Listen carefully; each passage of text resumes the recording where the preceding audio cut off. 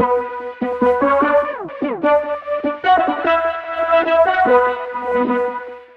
everybody, welcome back to another fantastic edition of the His and Her Money Show, where we make it our business to help you take dominion over your money and your life. We are excited to have you tuned in with us for another great episode because we love doing this work, empowering and educating you on how you can tackle this thing called money. Money is important. It's something that can't be ignored. It's something that we need to get a hold of, understand, and make great things happen with. And that's why we're excited about today's episode. We have a very special guest waiting in the wings to help share some knowledge with you that could help you in this area of growing wealth.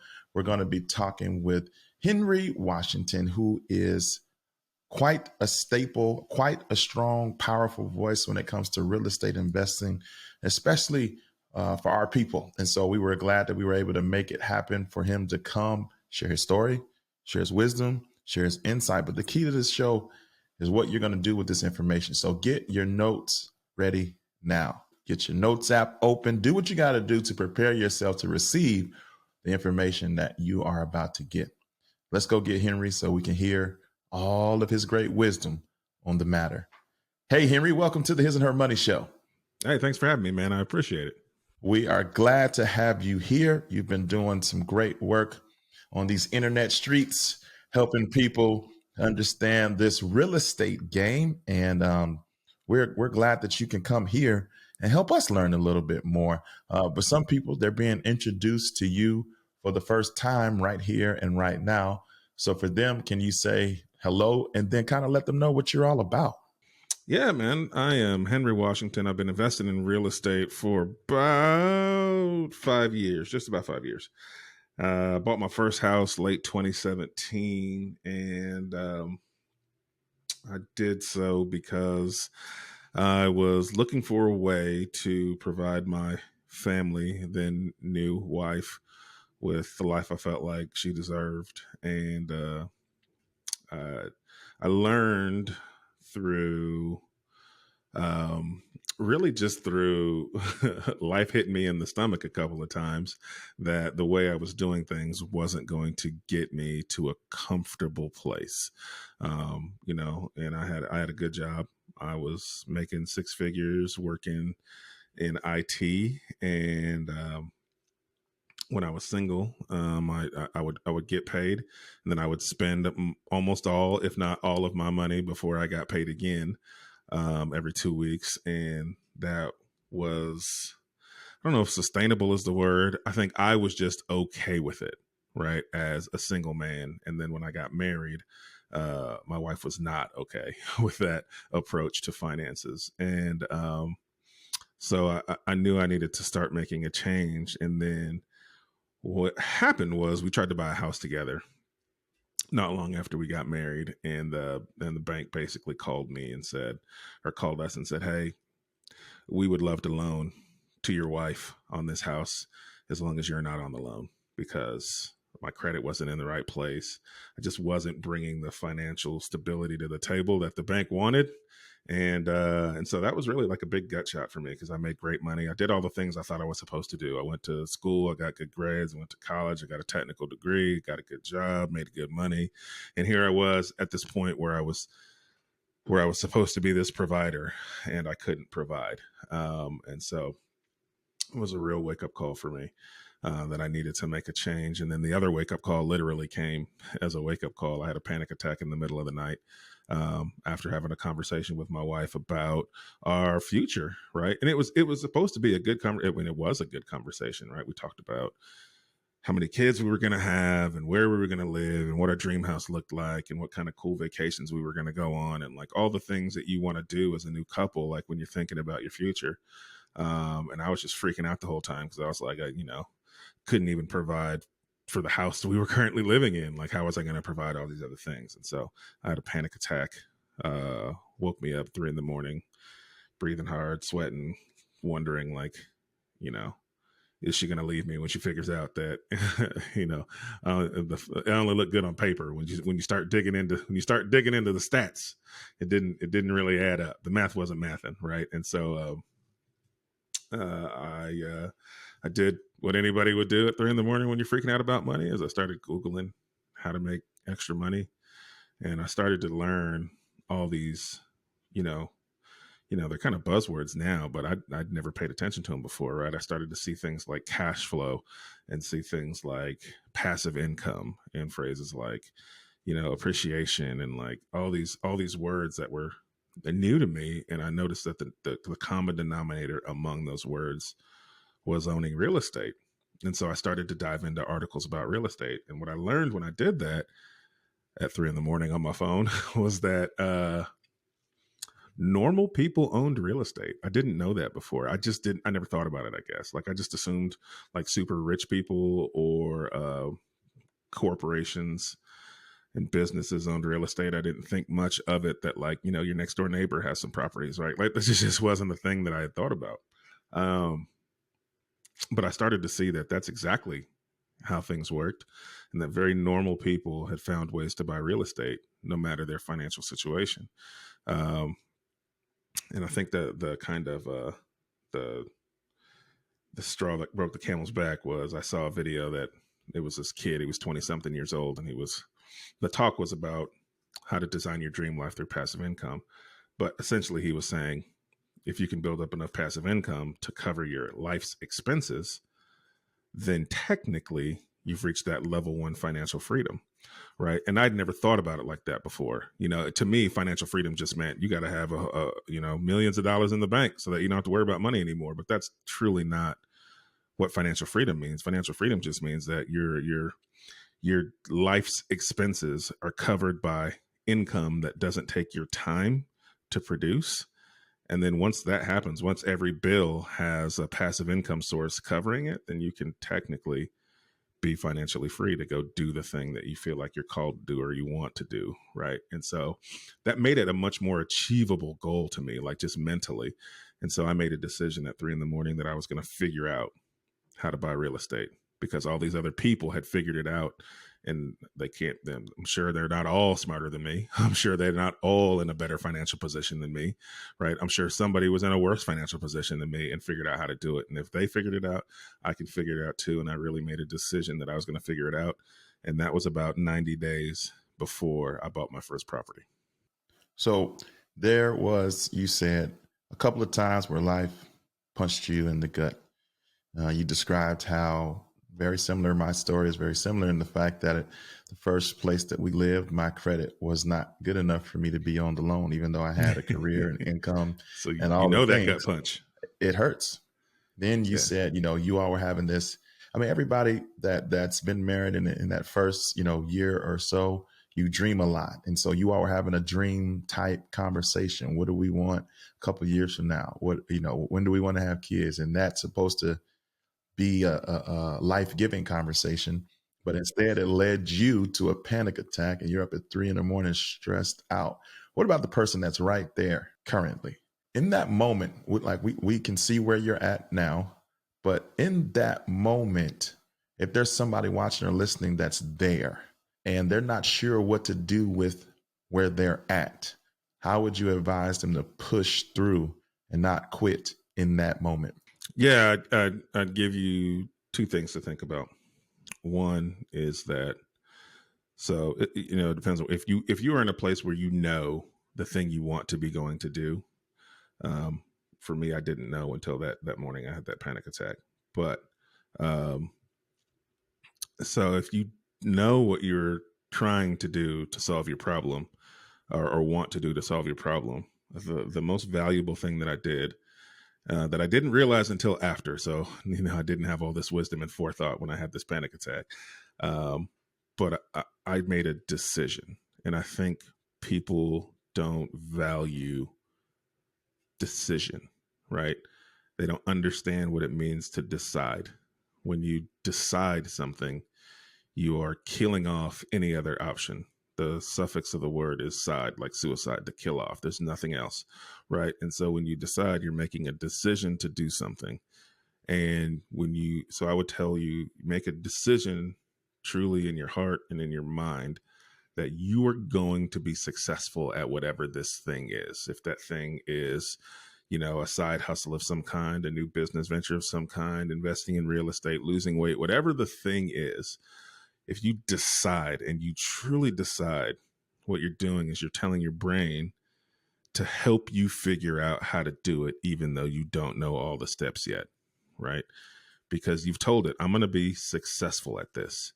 And so now when an obstacle arrives, your brain is going to automatically start helping you try to figure out how to navigate that. It's going to think about who you can talk to help you get around that. It's going to start thinking about how, what you can do to alleviate this problem. I think what we struggle with as people is we don't decide, we try, right? That's a word we say a lot and that we're taught from a young age, just to try, right?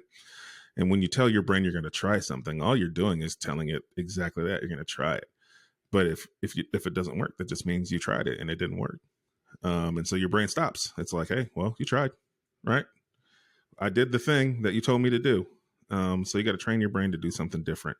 I know that sounds quirky and silly, but this stuff truly works. And it's not that it doesn't come with action. It's just that you're opening your mind up to help you figure it out. It's like when you buy a new car, right? You may be like, look, it was fun. I bought a new car, and I was like, I bought it. I've never seen another one. I rarely ever see one on the road. Bought one, and like every other car that I saw was that particular car, right? It's not that there were any more or less before I bought it. It's just that my brain was opened up to the possibility that they are there, and I was noticing them more frequently, right? It's the same thing with doing something. Is making the decision that you're going to do it, training your brain that you're going to do it, and then as you start to go down the path, I tell people, like, if you want to start a new side hustle, you don't have to figure out what that side hustle is today. You just need to tell yourself over and over again, I will find a side hustle that works for me, that generates X amount of income so that I can go do this. If you write that down 3 times a day when you wake up in the morning, what you'll start to notice is when you're listening to podcasts or you're at a restaurant, you overhear conversations, you'll start to pick up that somebody said something about this business or that side hustle. Like your brain is trying to find that thing for you. And then all of a sudden you'll hear something and be like, boom, that's it. That's my side hustle. That's what I'm going to go do. Right. Because you've trained yourself to start listening for the thing that you need to go do. You don't have to figure all the how out. You just need to decide. So it's a very long-winded way of saying make a decision.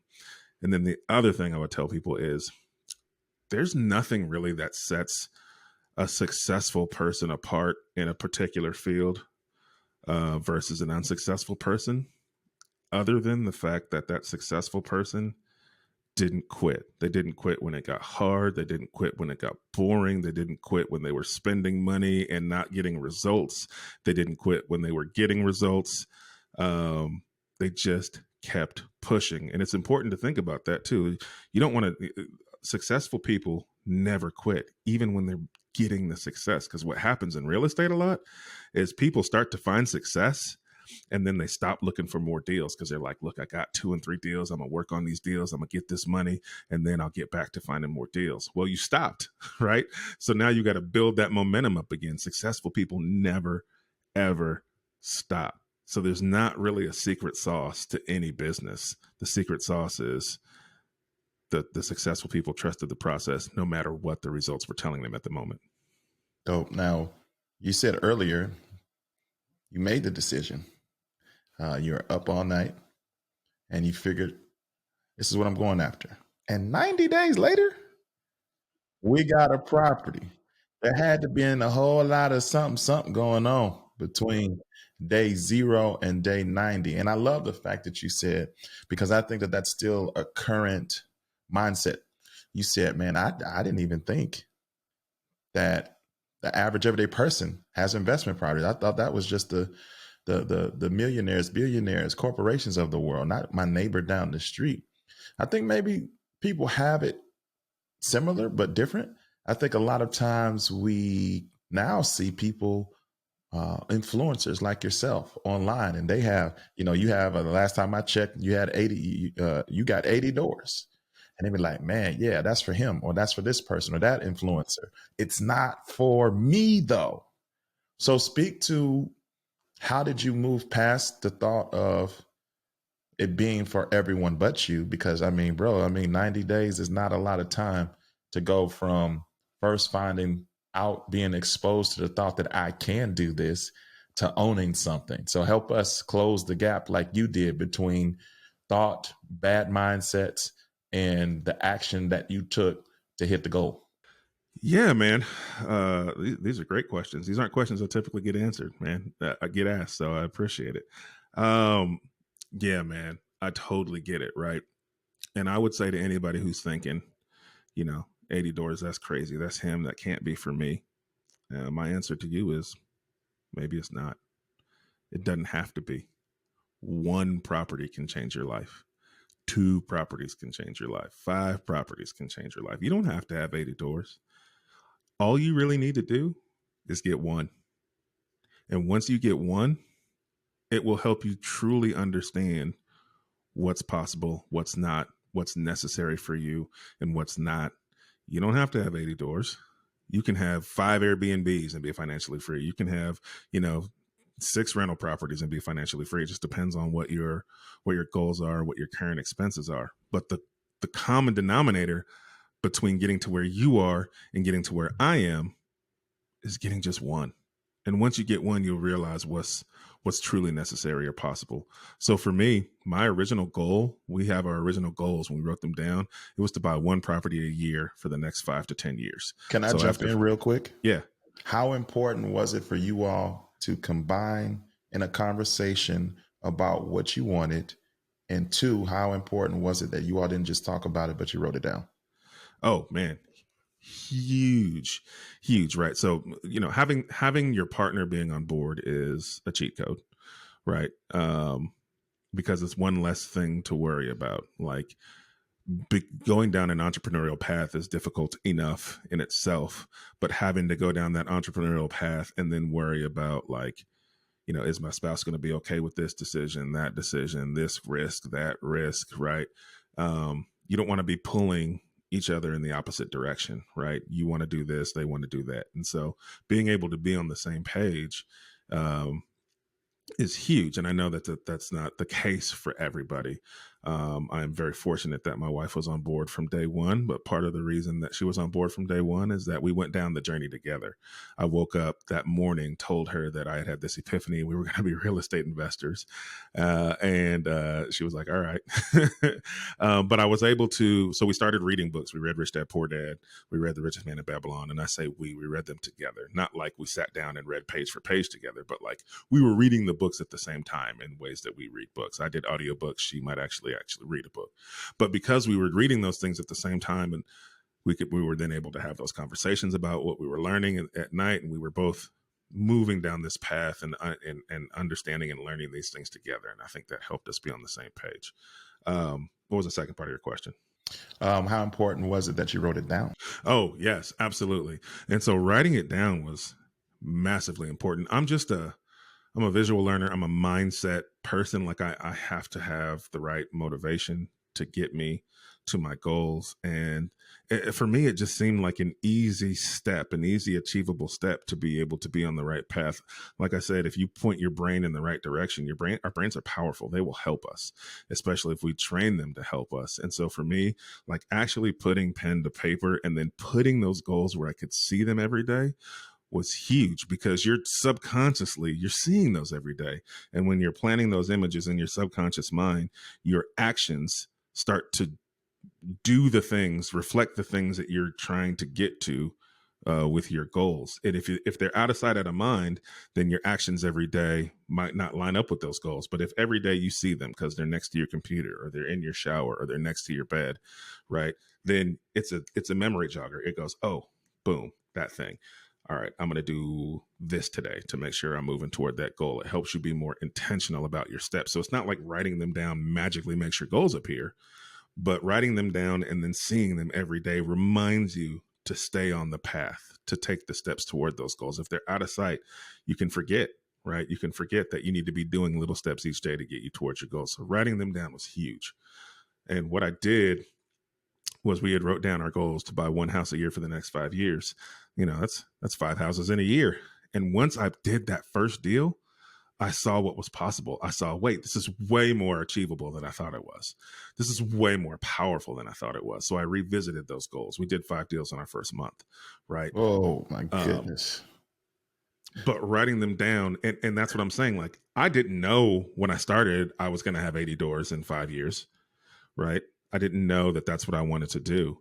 But after I did that first one, it helped me reshape what I wanted based on my current financial situation. And so for y'all who think this isn't for you, 80 doors may not be. It doesn't have to be. The common denominator between you and where I am is your first deal. And once you get that first deal, you can reevaluate what you want to do, because now you'll have more information. Now you'll have more understanding, and then you can better alter your goals to fit your financial situation. So don't worry about getting to 80, 100 doors. Just worry about getting to one. But let me ask you a question. Do you know anybody who's done multiple real estate deals? Well, over years, yeah, I don't know nobody Yeah. got 5 in a month, but Yeah. I know I do know people who Yeah. have more than one real estate And, property in their portfolio. and Yes, do you know anybody who's got 0 real estate deals? I know way more people in that category. Do you know anybody who has 1 deal and 1 deal only? Yes, Right. And how big is that group? I would say that's of the three, that's the smallest. Absolutely. Very, very few people do 1 deal. Mm-hmm. If you can figure out how to do one, the likelihood that you'll do more is extremely high. It's that Mm-hmm. first one that's the Becomes barrier. addictive. It's that, yeah, because it's so powerful. It's so powerful. It's that first one that's the barrier. So don't worry about getting 80. Worry about getting one, and let that guide what you want to do going forward. All right. So how can we learn from your number one? So you're telling us, the key is to getting property number one under your belt. So talk to us about that for you, what that number one was like, and some takeaways that you want to give us as we proceed to take your advice and just focus on getting that first property. Yeah, man. So the things that I did, I'll talk about that. Um, what I did was, I knew I didn't know, right? I knew I didn't know how to do it. And so my solve for that was, well, there's people who do it. I mean, every house I see is owned by somebody. So somebody around here knows how to do it. So let me find those people and just be where they are. And so I just started Googling real estate investors in Northwest Arkansas, because that's where I live. And I found these real estate investor groups and meetups and clubs. And anytime there was a meeting, I was in that room consistently, every single meeting, um, because I didn't know how to do it. And I wanted to surround myself with people who do. Um, and that's how life works. We understand what's possible by who is around us. If you hang around with knuckleheads, you get into knucklehead problems. If you hang around with successful people, you do successful things. Um, I listened to a show that this guy said he had done his first ever real estate deal was a large scale multifamily apartment complex, and they asked him, well, why did you buy a 200 unit apartment complex for your first deal? And he said, I didn't know I wasn't supposed to. Everybody in my circle owned large scale apartment buildings. That's what they did. And so that's what I did. That's what I thought was possible. And that just really like brought it home for me that like who you surround yourself with lets you know what's possible. And so step one is just to get around people who are successful at the thing that you want to do, even if you think there's no way in heck I could do this thing. Once you start getting around people, you'll start to realize these people just like me and they figured it out. Here's how they did it. I'm gonna start doing. You'll start doing those things. We're the sum parts of the 5 people closest to us, right? It's human nature. We take on the characteristics of the people we hang around. So be intentional about who you hang around, and you will start to do the things that they are doing, and then you'll start to find your success. So step one, easy step. surround yourself, but be intentional. I think that's what helped me the most is I went to every single meeting. I think when I see a lot of new investors, they'll show up to one meeting, maybe they'll show up to the second meeting the next month, and then you don't see them the third month or the fourth month because life happens, right? They have to do this with their kids or do that with that thing, and then they'll get back to the event maybe a few months later, but they don't get the same results as the people you see in the meeting every single week, month, the ones you see there consistently. Those are the ones doing deals, right? So you got to be intentional about getting in that room because people are going to start to see you as that. You may have never done a deal, but if you're in that room every single month, people will associate you with being a successful real estate investor, and they'll bring you deals and they'll bring you opportunities, and you'll start to meet people that will help you become successful because you've positioned yourself to be an investor. So your advice on that particular point is to Google like real estate investor meetup near me or something like that? Absolutely. Google real estate investor meetup, insert your city, state, neighborhood, market, whatever. Find every meeting you can get to and go to them consistently. And when you get in those rooms, have a different mindset. Most people get in those rooms with the mindset of, what can I gain from this situation? What can I take away from this that's going to help me be successful? If you walk into those rooms and you think the opposite, if you think, who can I find that I can be of service to? Who can I find that I can help with something? That will get you a whole lot further because human nature, again, says, I want to help people that help me. And so if you find the most successful people in the room, the people doing the most deals, and you find a way to help them, maybe you help them by finding a deal. Maybe you help them by something that has absolutely nothing to do with real estate. Maybe you're a technical guy like me and you take a look at their website and it's crap. And you say, hey, look, man, I just went ahead and took a shot at redesigning a website for you. Here it is. Right? You didn't ask permission. You didn't say, hey, do you need a new website? Because chances are already said, no, I got a website. But if you went ahead and you just said, hey, this seemed like a gap for you. I put together something new for you. Here it is. Just do what you want to with it. Man, that says a lot about you, right? That says a lot about who you are.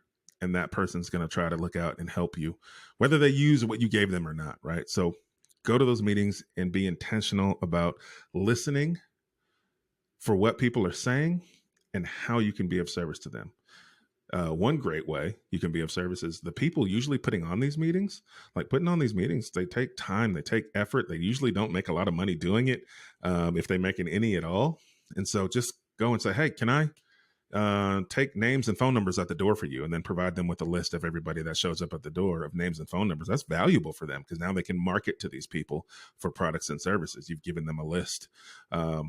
Maybe you can, you know, provide some sort of, childcare for the people that are coming, right? Maybe that's your thing. Like, just think creatively about what you can offer, whether it's in that niche or not in that niche, and then just do the thing. Don't ask to help, just start helping, and people will give you the world. They will want to help you. It's a great way to find your mentor, because if you walk in the door and you're of service, people see you differently. So yes, get in the rooms as frequently as possible. And then tell everyone is the next step. Tell everyone you're an investor. If you want to buy real estate, you want to be a real estate investor, assume that identity, right? Make it real. When somebody says, hey, hey, nice to meet you. What do you do? Like, for me, before I had done a deal, I'm Henry Washington. I'm a real estate investor, and I work for, Walmart and do software analytics and things like that, right? Like, I put investor first. I wanted people to know that that's what I was. That's what I wanted to put that out there. And when you put that out there, it does a few things. One, no one's going to believe you're an investor if you don't. Two, it's a business that people want to be in, right? It's a business that it's like HGTV's made it this sexy business, but it's also risky, right? There's risk. Well, people think it's way more risky than it is. And so there's lots of people who don't want to do it. But when they hear that's what you're doing, they want to live vicariously through you. They want to help you. They want to, right? So people will start sending you, oh, you're buying houses. my cousin is thinking about selling their house, right? And you start getting these leads for deals. You start getting these oh, my cousin's a contractor, right? You start getting these leads for you start gathering all these things that are going to be helpful to you in your business just from telling people that that's what you do. People will naturally want to help you. They'll know how to help you now, right? And so you get like, that's how I found my first deal, was just telling people I was an investor. My buddy called me and said, "Hey, heard you're buying a house. I got to sell my house in 30 days because I got to get XYZ money from it. And I know that if I sell it for this price, I'll get that money. I don't care what it's worth. I just need it gone in 30 days. It's, can you buy it?" Right. And I never would have found it had I just not started telling people that I'm an investor and I'm buying houses.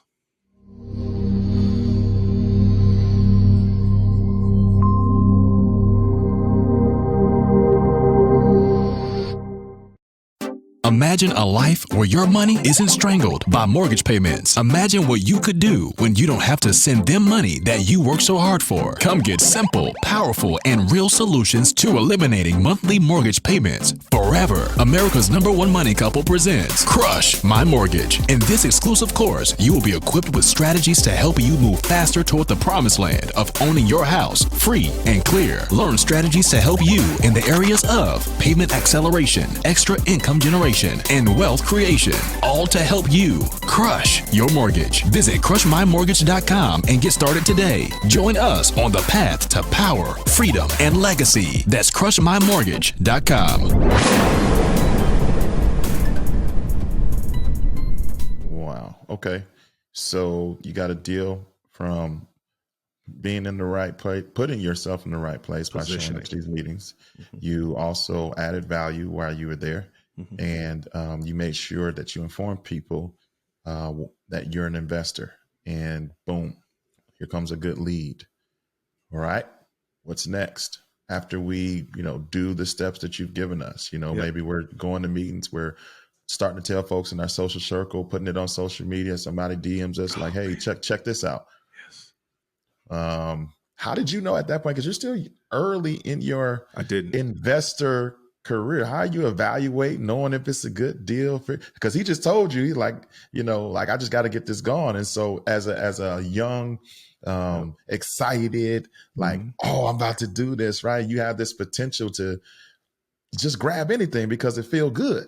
Right. So how are you staying level-headed and evaluating, is this the one? So yeah, when they brought me that deal, he said, "I need to sell it. I need to make XYZ. That means I need to sell this for $115,000. I know it's worth somewhere between $140,000 and $155,000. I don't need to sell it for that. Just as long as you can buy it for $115,000, you can have it in 30 days." Right. So the first step to getting from there to closing is you got to be super intentional about telling yourself you are not going to talk yourself out of doing this deal, right? Because I think what happens is we make a lot of decisions for other people, right? Based on what we think we know in that current moment. And if I'd have looked at what I knew in that current moment, ain't no way I should have told this guy I can buy his house, right? I only had $1,000 in my savings account. I didn't have a phenomenal credit score, right? And so I don't even want to call it common sense, but most people would say, "I would love to buy your house, but I only got $1,000, so I know I don't have the down payment." But that's what I knew of what I knew then, right? I didn't have all the information. So instead of saying no, when he said, "Can you buy it? Can you close in 30 days? If you can close in 30 days, you can have it." I said, "Yep, I'll buy it." I have no idea how I'm gonna buy it, but I know I'm gonna buy it, right? And so I took that. I literally had to Google how to buy a house without a real estate agent. And it was like, well, you got to put it under contract. And I was like, cool. What does under contract mean? Right. And then I found it was like, well, you got to sign a purchase and sale agreement. And I was like, cool. Where to find purchase and sale agreement? Right. And so, I downloaded a purchase and sale agreement. I think I downloaded it from Bigger Pockets, and I changed the names around, and we signed this contract. And I would advise everyone not to do that. Talk to a lawyer before you start changing words on the contract. But that's just the mindset that I had. Like, I was going to figure out how to get it done. I was going to solve one problem at a time, right? And so I put it in a contract, and then I said, okay, cool. Now that I've got it under contract, I control this asset. Now I went back to that network I had been building over the past 90 days, right, of investors and building relationships with. And I was able to go to them and say, hey, I got this deal. Is it a good deal? Is it truly a good deal? I feel like it's a good deal. And they were able to help me look at the numbers and be like, yeah, this is a good deal. Okay, great. Now that I know it's a good deal, how the heck are y'all buying this? Because I don't have the down payment, right? And they were able to talk me through some different ways to buy it. And so the first thing I did was I went to a bank because I figured banks have money and I need money to buy it. And so I went and talked to a bank, literally went to the first bank that was closest to my work because that's where I was. Walked in, showed them the contract, said, I want to buy the house. They said, great, you're going to need a 15% down payment. Do you have it? I said, yep. I did not have it, right? So, but when I again, go back to that group. Hey, how are you guys buying these? How are you putting these down payments down? I know you're not using your own cash every single time. What are some of my options? And so I was able to network with an investor who helped me think through, brainstorm through ideas. We ended up landing on the idea of borrowing against the 401k. And you can borrow against your 401k, different than cashing it out. Cash it out, you got to pay penalties and fees. You can borrow, you have to pay the money back, but your employer will typically take those payments out of your paycheck automatically, and they take them pre-tax. So it actually reduces your taxable income. They do take those payments with interest, but it's your 401k money. And so that interest goes back to you. And so if you borrow that 401k money, use it to buy an asset that's going to pay you, you can then take that money that's paying you to pay back that 401k loan. And so I was like, okay, well, this seems like a reasonable option for me. I don't have a 401k, but my wife does. And so I was able to go to my wife and say, hey, remember when I said we were going to be real estate investors? Well, we need to borrow 20 grand from your 401k to buy our first property. And without hesitation, she said, let's do it. We did that. We had the money in a couple of weeks. We closed on the house. We put the rents at market rents, and then it property cash flowed, and it was able to pay for the property, pay back the 401k loan, and put a little bit of money in our pockets every month. And so, all of that to say, don't talk yourself out of what you think is possible until you do the proper research, right? Because everything in your body is going to tell you, well, I shouldn't do this, right? Everything in your brain is going to tell you, well, I shouldn't do this. But go figure out if you can first. And for me, it was leveraging that network to get the answers to the questions that I didn't know yet before I just told myself I couldn't do it. And so deal one done. Bam. In the books. Did you say that it was already rented out, or you also had to market it to get a renter in it? Yeah, there was somebody living in it, and I gave them the option to stay at an increased rent, or I would give them, I think I gave them like 60 days to find a different place.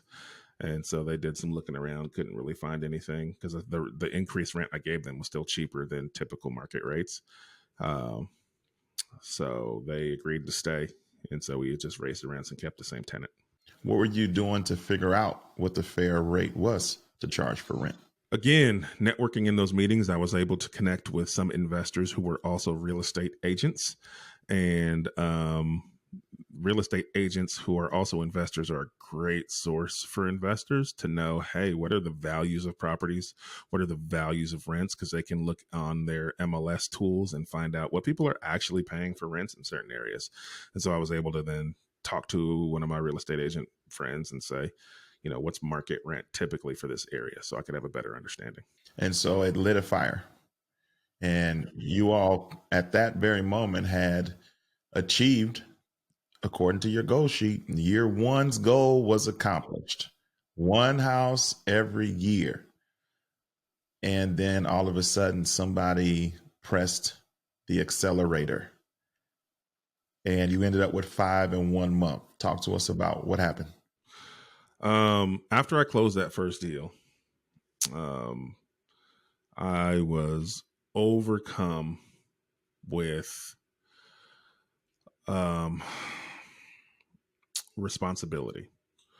Don't get me wrong, like I was happy that I had gotten to that point, but the feeling that I felt wasn't joy. The feeling that I felt was responsibility.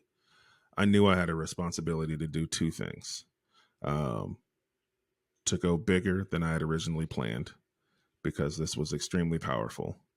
And I knew I had found the thing that was going to not just supplement my income, but that was going to change my family's financial future forever.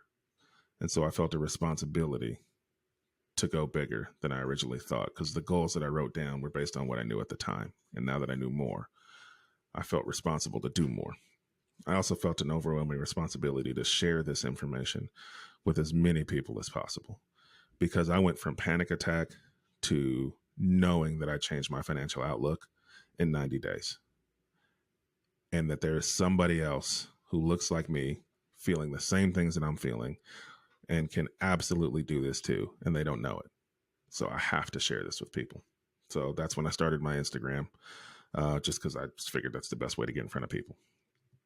The bank called me not long after I bought that first deal and said, hey, this was a good deal. It's got equity in it. We'd like to give you a line of credit on that equity so that you can go bring us more deals like this. That's when I learned that small banks, small local community banks need to lend money, and they want to lend on good real estate deals more than they want to lend on, Joe Bob's food truck, right? Because Joe Bob's food truck has a very high likelihood of failure in the first 5 years. And if Joe Bob's food truck fails in the first 5 years, the bank gets stuck with a food truck and a bunch of food equipment that they can sell for pennies on the dollar than what it was purchased for when they gave that business loan. But if Henry fails, Henry bought a house that was worth $150,000, but he bought it for $115,000. So if we have to take that asset back, we can go sell that asset for more than $115,000. Even if we don't sell it for retail, we can sell that $115,000 house for $130,000. Somebody still gets a house under value. We get rid of an asset. Also, we made more money doing that than we did when Henry was paying us his interest payments, right? His, 5% interest payments. So it's a way less risky thing. And I said, okay, well, if these banks want to lend me money, which means I have the leverage, and they're going to give me money that I can leverage from another property to use as my down payment, then all I have to do is find more of these deals, and then I can buy them without using any of my own money. And I said, okay, well, how the heck do I go find more of these deals? And that's when I decided to start researching who's finding these great deals in real estate. I learned that wholesalers are typically the people finding these good deals. I learned what wholesalers were doing. I basically copied that process to finding good deals. And instead of wholesaling the deals, I just bought them all and sold the ones I didn't like and kept the rest because I wasn't having to bring a down payment. Okay. So much to unpack right there. One of the things you just said was, as you were talking with these banks, you found out that smaller community banks are looking for solid deals to invest in, as opposed to taking a higher risk with investing into other forms of entrepreneurship. And you said, I found out that I could leverage one property to help me get the next property. Can you unpack that thought? Yeah. So typically when you're going to buy a property from a bank, the bank's going to fund a portion of that, right? And then they're going to want you to put some skin in the game, meaning a down payment. And so if you go traditional lending, like a conventional loan, they're going to say, hey, we'll gladly loan you 80% of the purchase price. You have to put down a 20% down payment to cover the other remaining portion.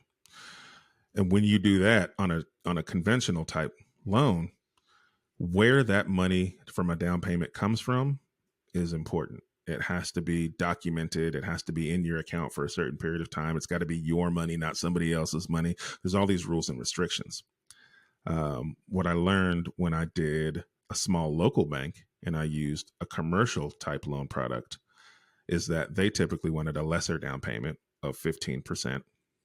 They also don't care where that down payment comes from. They don't care to the point to where you can use equity in an asset you currently have, get a line of credit on that equity. And that line of credit is basically them saying, hey, you have a house that's worth let's for number's sake, you have a house that's worth $200,000. You only owe $100,000 on it. We'll give you access to 80% of your equity. So that's an $80,000 line of credit. You can borrow off that line of credit and use that line of credit as your down payments for your properties. And so that bank basically called me and told me, hey, if you bring us another deal, we will fund 85% of it. And then you can use this line of credit on this property you currently have with us as your down payments. And so to me, that's 100% financed. I'm not using any of my own money. So that means to buy property, I don't need money. I just need to find the property to buy. Dope. Now, the second thing that jumped out to me was you became a wholesaler just so that you could find your own leads. Is that what you would recommend to a rookie? To find a lead, like you fired them up. They're like, man, he said one property could change my life. I want to go find that one property. Are you sending them to go research the world of wholesaling to find leads, or is it that and something else? Like, what would be your advice now that you're 7, 8 years in now? Mm-hmm. New investors should be focused on two things only. The cool part about real estate is that it's super flexible. There's all different kinds of real estate assets you can buy. There's all different types of loans you can use to buy those assets. There's all different types of methods you can use. And that's cool. It's also super overwhelming when you're new, because having to learn and understand every method before you get started to know which is the best for you is overwhelming. And so take the lowest common denominator approach. Right. And so, like, if you want to flip houses, if you want to wholesale houses, if you want to rent houses, if you want to Airbnb houses, the one thing you need in order to do any of those methods successfully is you need a good deal. You need to buy something under market value so that you can make money on your exit strategy. And so don't worry about your exit strategy, worry about your entry. And if you're worrying about your entry, there's only two things you need to think about. What does a good deal look like in my market? If you know what a good deal looks like in your market, then you know what you need to go look for. So the best way to figure out what a good deal looks like in your market is leveraging a relationship with a real estate agent who's also an investor, because they can help you have an understanding for what good deals are in your market. Going to these real estate meetups, be intentional about who you talk to. You'll know who the person in the room is doing the deals, right? Because other people will be talking to them. Other people will be talking about them.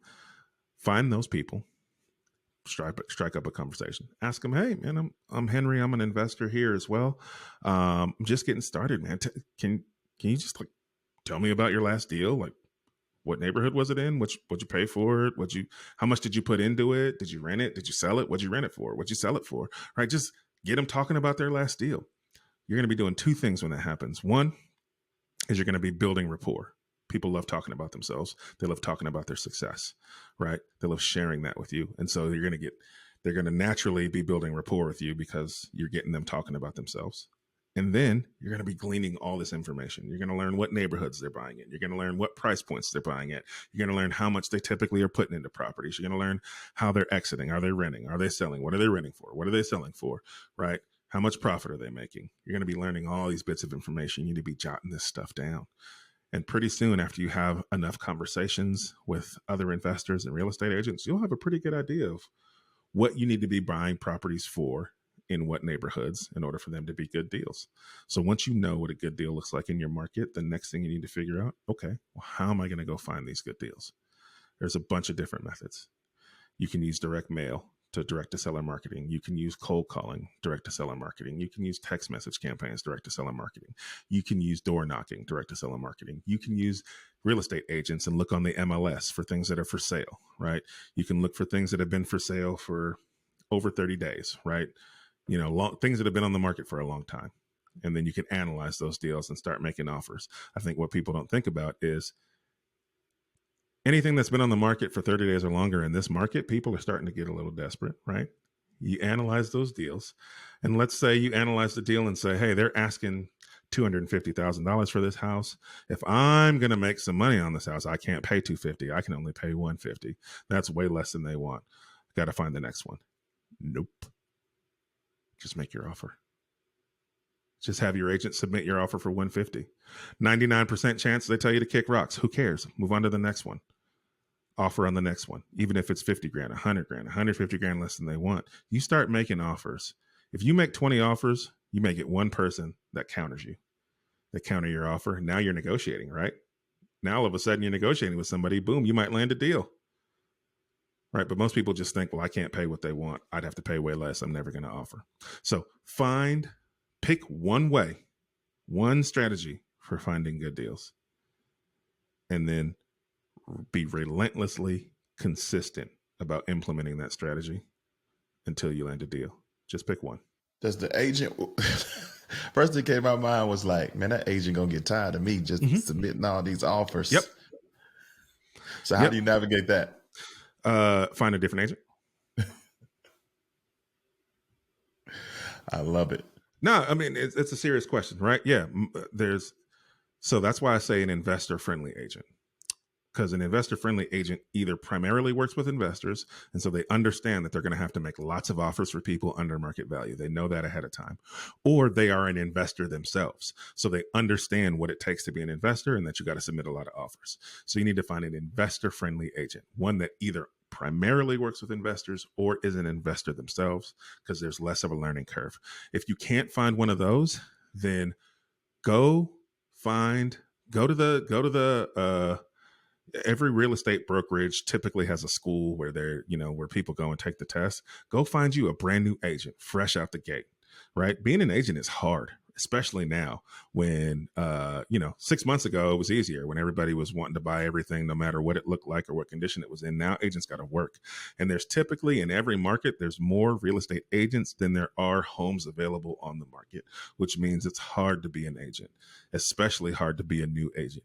Go find you a brand new agent who hasn't done a deal and say, hey, I need to put in a lot of offers. You need to get some deals.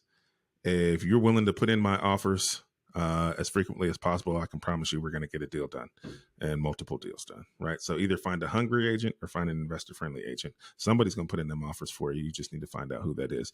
Realtors are a dime a dozen. If they don't want to put in your offer, say, hey, I appreciate it. Totally understand. You don't want to waste your time. I'll just go find somebody that wants to do this for me. And for you, as you evaluate deals, is there a certain margin gap that that makes it a green light for you? Like, I need to get it 10, 15, 20% undervalued for it to feel good to me. Like, what's your advice there? Once we are in the room and we talk to people to get an idea of what a fair price, a good price point is, or what fair market value is for single family or duplex or whatever in our region, when we're now hunting and evaluating deals, are we trying to get it at a certain percentage below, or how does that work in your mind? Yeah, there's some rules of thumb that you can follow, but keep in mind the rules of thumb. They're not an exact science. They don't have to be perfect, and rules of thumb are going to be market specific. But the general rule of thumb for investors is the 70% rule, and that says you need to buy a property at 70% of its value or at a 30% discount, right? Minus the repairs. And that means, so if your house is worth $100,000, I get it. There's probably not many houses worth $100,000, but let's just say for easy, I don't math well in my head, so we're going to use easy numbers. If a house is worth $100,000 after it's all fixed up, then I know that rule of thumb tells me I can't pay more than $70,000 for it if I want to make money. If that house needs $10,000 in repairs or $20,000 in repairs, then that means I can't pay more than $50,000, because that's 70% minus the repairs. And if I know I'm buying that house at $50,000, that typically is, that rule of thumb is telling me I'm probably going to make money on this as a rental or as a flip. Good. Noted. I hope y'all are taking good. I had to warn y'all that you was going to get jewels that you was going to have to write down. So you're 80 doors deep. What's like the makeup? Are these all single families? Are they multi-units? Where have you been going? What route have you been going as you've been building up your portfolio? Yeah. So my method now is I market relentlessly, consistently to find good deals. I buy everything. I keep the multifamilies and I sell the single families. And so my portfolio is made up of singles and small multis. My biggest property is an 8-unit property. I've got an 8-unit. I've got a couple of 4 units. I've got a couple of 3 units, several duplexes, and some singles. Uh, any particular of those are your jam, or is it just strictly a numbers game? Nah, man, I'll buy anything that's a deal. Like I said, I like to keep the multis because, um, the hedge is a little better on the protection, right? One roof typically for multiple doors versus, I can have a 4-unit property under one roof, or I can have 4 single families under 4 roofs. And that means your capital expenses are higher because you have more roofs, more HVACs, that kind of a thing. So, I like the multis because the maintenance tends to be a little less and the cash flow tends to be a little higher. As we get ready to wrap this up, you said earlier, one property could change your life. You're 80 doors in. How has real estate investing changed your life? Oh, man. It has, I think financial freedom is a buzzword. I think financial freedom means different things to different people. Sure, I have, financial freedom, but for me, that's just a thing that allows me to be who I'm called to be, to do what I'm called to do. And so, real estate has changed my life because I now don't have to work a 9 to 5, and I can now focus on the things that I feel like God wants me to do. I knew almost immediately when I closed that first deal that I was supposed to share this information with people. I feel like God was telling me, this is not for you. This is for you to share with other people.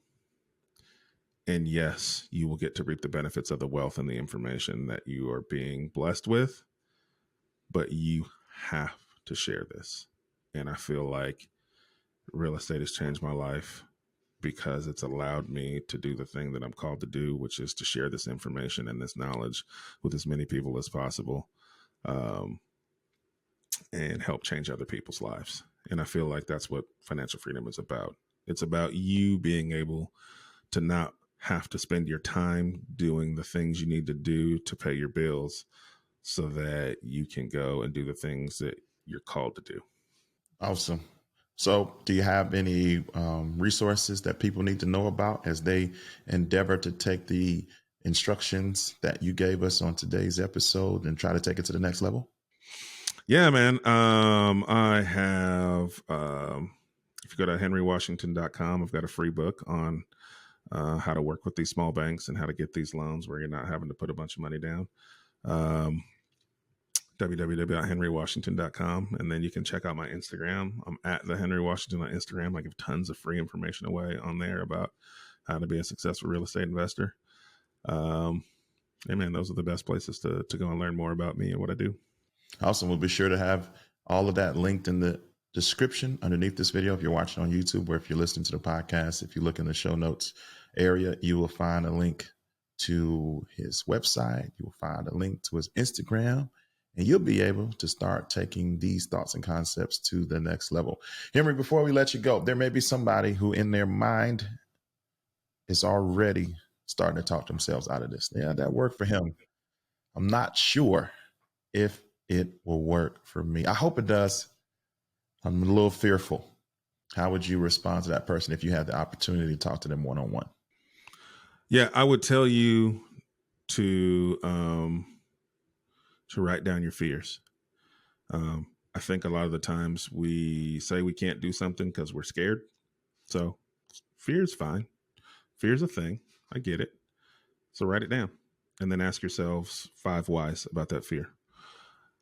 So if you say, well, I'm scared to lose money. Okay, well, why are you scared to lose money? How much money is it? Right? Ask yourself a series of questions about those fears and then write down your answers. So if you're scared to lose money, okay, well, how much money are you scared to lose? And if the answer is, I don't know, well, then it sounds like you need to go do some research about what this is truly going to cost you because you're scared. You don't even know what you're scared of. Right. if you're scared to lose money, well, how much? Well, I'm scared to lose. It's going to cost me about $3,000 to get started. Okay. Scared to lose $3,000. All right. Well, how can you avoid that $3,000? Well, for me, it was going to cost me about $3,000 to get started. I was like, all right, well, if I put that on an interest only credit card for 15 months, I divide 3,000 by 15. That's how many monthly payments I'd have to make in order to pay off that $3,000. If I completely fail and fall on my face, that seemed like a much more reasonable thing to do. And I said, all right, well, if I fail, then I got to make this payment. That's my punishment. I can live with that, right? So I alleviated that fear. So write down your fears, ask yourself questions about them. The other thing is, it's okay to have those fears. Just make sure that those fears are based in fact, right? And so if you say, hey, I can't do this. This isn't for me. My credit's not right. Well, how do you know? Right? Did a bank tell you that? Did you go to a bank to try to buy a property and then they told you your credit needs to be this or you need to do that? People say, oh, my debt to income's not where it needs to be. Well, how do you know? Did you go try to buy a property and they said, you got to fix your debt to income? Did you only talk to one bank? Did you talk to multiple banks? Right? Maybe the thing that's holding you back is an actual thing, but let a professional tell you what you need to go take care of. Because I think we talk ourselves out of a lot of success by just assuming we can't do something because of something else. Or if I'd have assumed I couldn't buy a property because I only had $1,000 in my savings account, I wouldn't be where I am today. Right? Go do the research to figure out if your fear is legit. And then if it is, then go solve that problem first. But quit telling yourself, you can't do something without doing the research. Go do the research first. You may be right. Chances are you're not, though. Great stuff. Thank you so much, Henry, for taking time out of your busy schedule to come and share this wealth of information on the show today. Thank you, sir. I appreciate you having me. Well, there you have it, ladies and gentlemen. Another fantastic edition of the His and Her Money Show is in the books. I hope you took good notes, and I hope that you're ready to take even better action. You were given quite a bit of nuggets to chew on and to execute. So now the ball is in your court. Do the work. Make the change necessary so that you can change the trajectory of your legacy. That's all we got for this time, guys. Remember, we got plenty of episodes and resources just like this over at our website, hisandhermoney.com. Until next time, guys. Peace.